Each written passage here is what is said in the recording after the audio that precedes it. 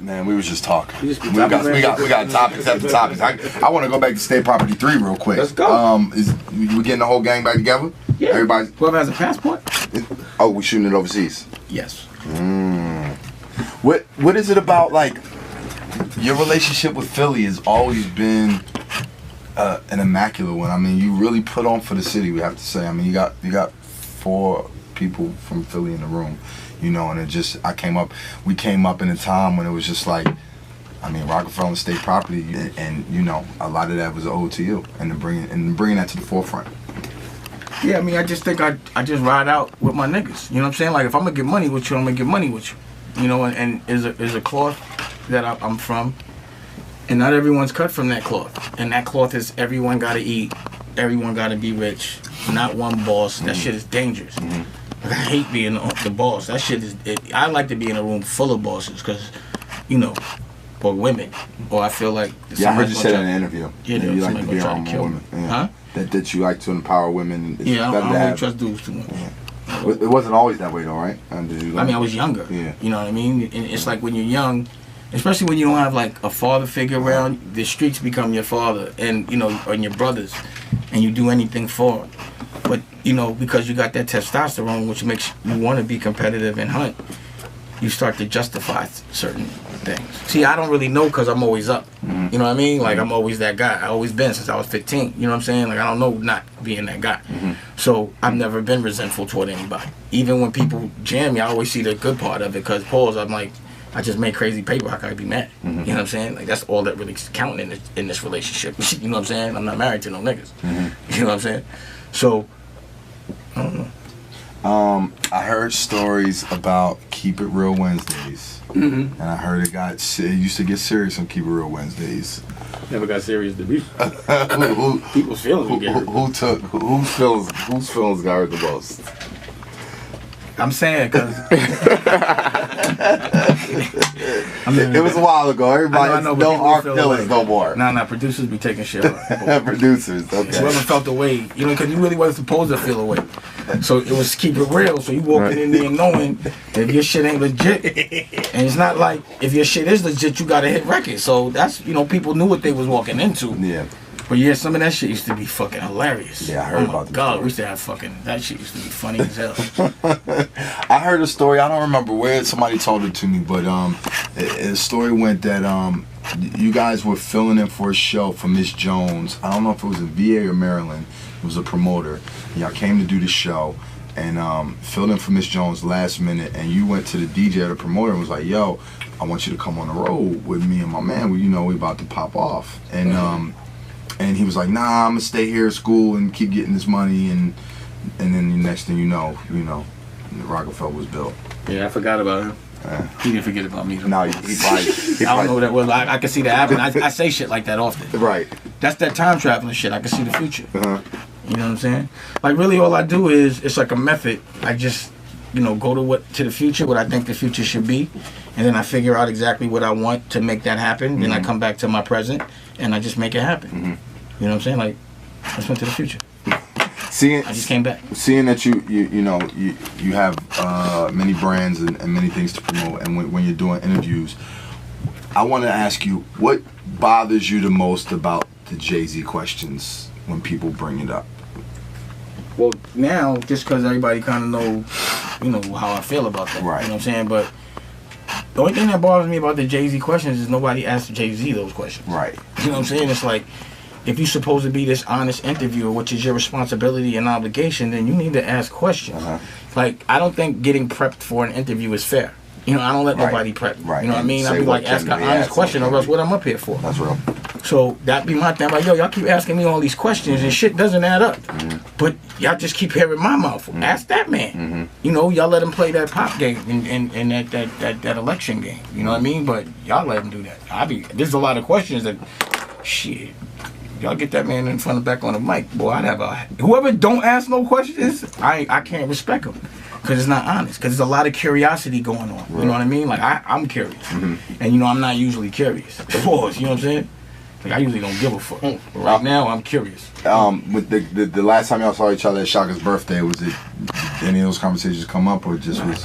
That was Shaka's birthday, man. That wasn't for that. That was for what's up. How you doing? I ain't seen you in a minute. How's the family?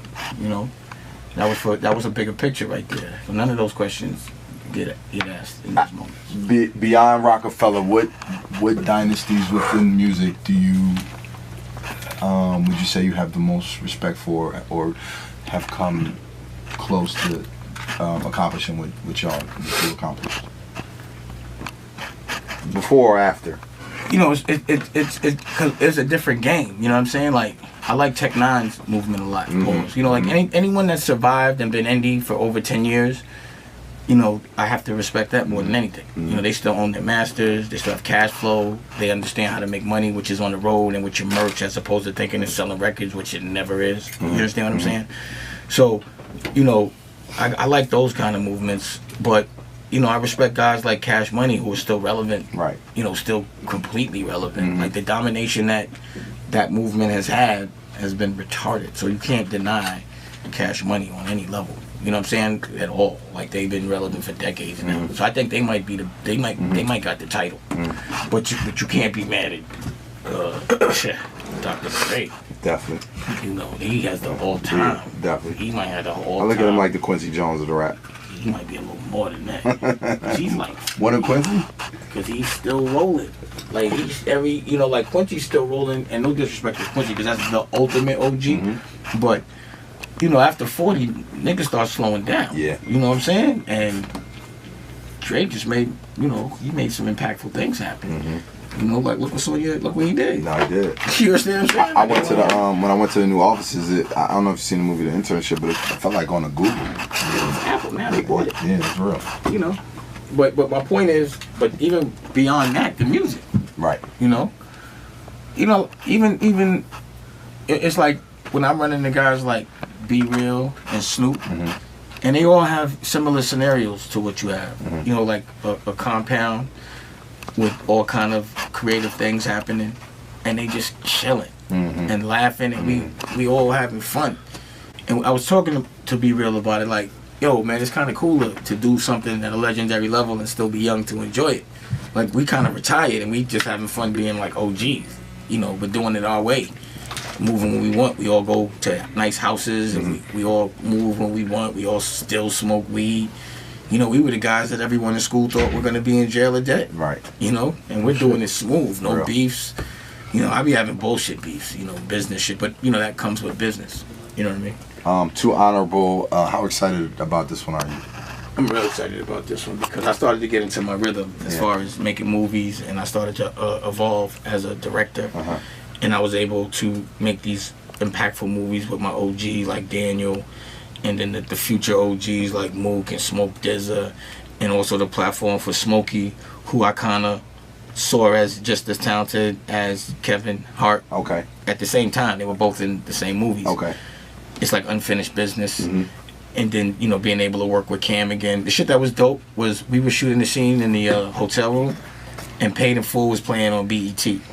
Wow. It was crazy. That's crazy. It was ill. And it was like 10 years later, we doing the same shit, but I'm paying for it now. So there's an evolution there. But that just was telling me that the future is, you know, instead of it being on BET, it'll probably be on my channel, which is, you know, PGTV. Kanye West is executive producer of Too Honorable. Yeah. When y'all, what was that moment like, and how fast did it happen when that call came for you to present Kanye with that award? The turnaround time, I'm wondering, like, was it a week, a day before, 2 days before? And like 2 days. Like 2 days. And seeing it so much time, what was your thought process on going to that moment? I was kind of wondering what his thought process was. Because I was like, damn, the first time you see me is going to be on the stage. That's brave. You know what I'm saying? So I didn't even know what I was walking into, to be honest. Really? You know, Gabron was with me. I know what we did was right before that is we smoked a lot of weed. And we just smoked some weed, right? So y'all didn't talk? Did y'all talk before? Nah, like we had a phone call. You know, I had to, you know, whatever was on my mind, I had to say, and I did, and we got through it. And honestly, like lately, when I see Kanye, our conversations, he's really evolved. Yeah. You know, and what he's gonna do with his celebrity is gonna be, I think, impactful because I haven't seen anybody with that kind of celebrity have to focus on what he's focused on. Like he's really turned into a fashion designer, right? And got the respect of the fashion world, which is not easy, and it takes years. It didn't happen overnight. And he fought for it. He went screaming and kicking. Did you think he would make it to this heights? That's why I put him on. I mean, you know, this heights. Go, rewind, do the interviews, and just look and see what I was saying. Because whose interview? Oh, we watching No ID's interview, and No ID said he would take Kanye around, took him into a meeting, and he would walk into the meeting and say, "I'm gonna be Michael Jackson," and No ID said, "Oh, I gotta fall back because this guy's guy's crazy." I knew that because he didn't have a gun in his hand. You know what I'm saying? Like, the reason why none of us could do that is because we were too dirty. Our backgrounds were too tainted. But he was clean. He still is. You know, he affects, like, who would have thought that the person that would be the most powerful would be the one that wasn't looked at as the most physically powerful. The one that never picked up a gun in his life. Look who's on the cover of Time magazine right now, you know? That's what you said, it's correct. You know, and that's and then, you know, when I see Kanye, not to speak his personal business, but his family life is A1. Right. And that's all that counts.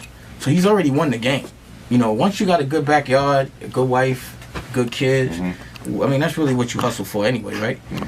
And he has that, you know. At least that's what I see. And now he's able to do what really inspires him. And because of his celebrity, he can also expose when people aren't doing things correctly in a very organic way. You know, he has. The thing about, he has a fearless point of view, whether he knows what he's talking about or not. What brands motivate Dame Dash outside of entertainment, music, culture, fashion, just in a business sense? What brands inspire me? Yeah. As far as business industries? Yeah. It's sports. That's fine. That's my next thing, is sports. So I'm trying to get a team. My man John Cohen has a team, Extreme Sports, and we're trying to buy a team together.